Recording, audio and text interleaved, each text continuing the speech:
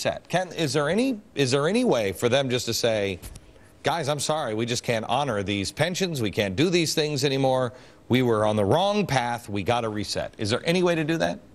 Well, if they take the approach that General Motors and others are doing, yes. They essentially have to go into receivership and call a halt to everything and say, we're going to go back to square one. But wait, General Motors got a bailout. Got the bailout. I know. Got the bailout. But it also put them in a position of having to renegotiate employee contracts and supplier contracts and so forth. So it did allow them that flexibility. And aside from the fact that we all subsidize that effort, California can do it. And it has to do it quickly because it is beginning to lose population, as Troy mentioned earlier, to other states. Over the last 5 years, California has lost nearly 300,000 taxpayers and their families to other states throughout migration. And they took with them $26 billion in income out of the state. Now that means that the California economy is going to be starting to shrink, and their tax base is shrinking too. And that means they're going to constantly face this never-ending spiral of trying to tax a shrinking pool of income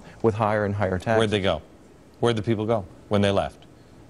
Do you know? The rest of the country. Mountain West states, Florida. What happened in Nevada, Arizona, elsewhere? Anybody tell me what happened in Maryland? Because I think there's some real lessons to be learned here in the positive. I mean, they were negative lessons, but what happened in Maryland? The Comptroller General reported last year in Maryland that the number of households over 1 million fell by a third, and that brought down the total amount of income tax collected from millionaires by $100 million.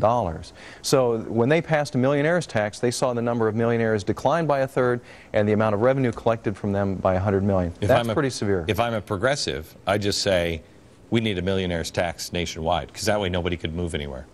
You know what I mean? They'll still move to Florida. Well, that's the effort that the public employee unions are making. They're making a very concerted effort in Washington and with their affiliated groups in the states to push millionaires' taxes at the state level, and they've had some success during the recession. As we noted, Oregon just passed one by referendum last week. I believe it's about a dozen states that have enacted or raised their millionaires' taxes since the start of the recession. And politically, it's a popular idea right now. A lot of people are saying, yeah, let's make the rich people pay more. There hasn't been a lot of focus on what the long-term economic effects are. Real quick, these are the failing states. California, that debt is staggering. $541 billion. Rhode Island, little teeny state. I mean, you can walk that state in a day. $8 billion. Michigan, 29. Oregon, 11 billion. Which are these the closest to collapse?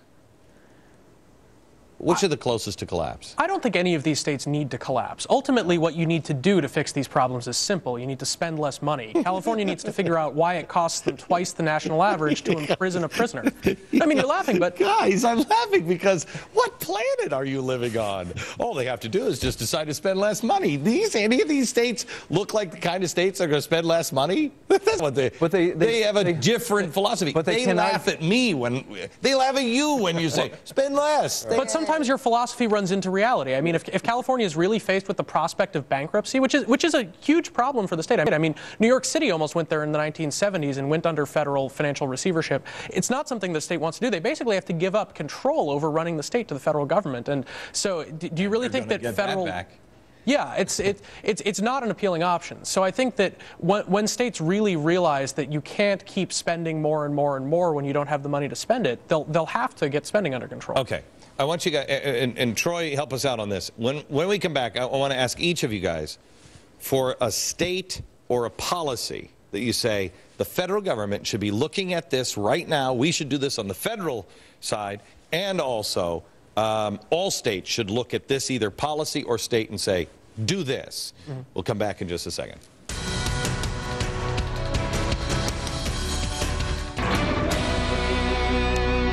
We're back with Troy Senik in California, Scott Hodge, Josh Barrow, and we're talking about the progressive states versus the common sense states. Who's failing, who's not, what can we learn from it? We've focused a lot on California. Next week I'm going to be out in California. We've got a lot coming up for you, including some of the problems and some of the things that you need to know, because I think this federal government is coming after California. I think they're going to bail them out. Our guests don't. I do. I'm not so optimistic. But also the things that we can learn from California, if you're doing them in your state, don't do them anymore. let me come back here now, and Troy, let me start with you. If you could get America to listen to one idea, one policy, or look at one state and say, you got to do this, so you don't fall into the California trap, what would it be?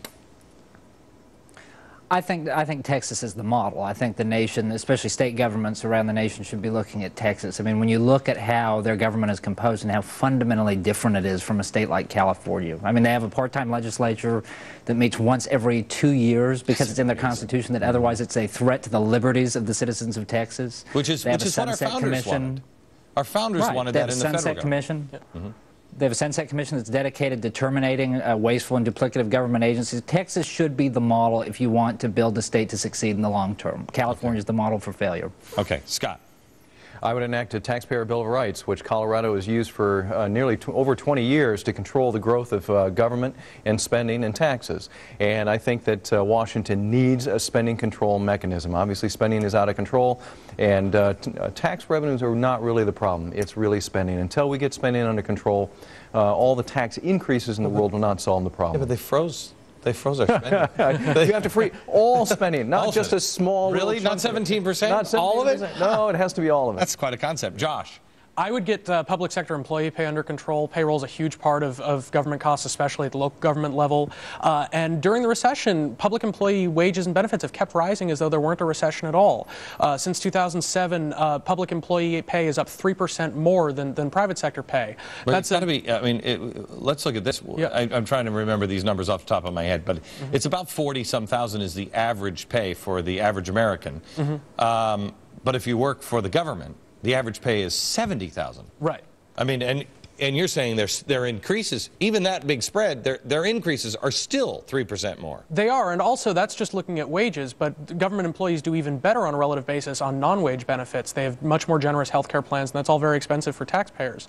So partly that just involves fiscal discipline by state legislators, and then also in a lot of states you have binding arbitration laws that strip legislators of the power even to control public employee pay if they wanted to. We've seen that here in New York and in other places. You have arbitrators who aren't accountable to anybody handing out big raises to public employees that nobody has any power to undo. So that's something that if you get that under control, you can start getting the cost of government under control. I just saw this week that we have the federal government now employs more people than ever before. I mean, we're talking about the states, but the federal government is going down exactly the same path as California. We're going down the same rabbit hole. And all I can think of is what Alice, she looked at the little mint and said, eat me. And I mean, just eat me. I mean, jeez, for the love of Pete. Okay, gentlemen, thank you so much. Thank you. I appreciate it. Thank you, Glenn. Next week, like I said, we are going to be out in California, and we have several things. We have Ben Sherwood, I'm trying to convince to be with me. He's a guy who wrote the book, The Survivors Club, which is Think the Unthinkable. We were just talking in the commercial break. I can't take it anymore. I can't take it. If one more person says, oh, gee, you know, we're the United States, we'll never fail. What?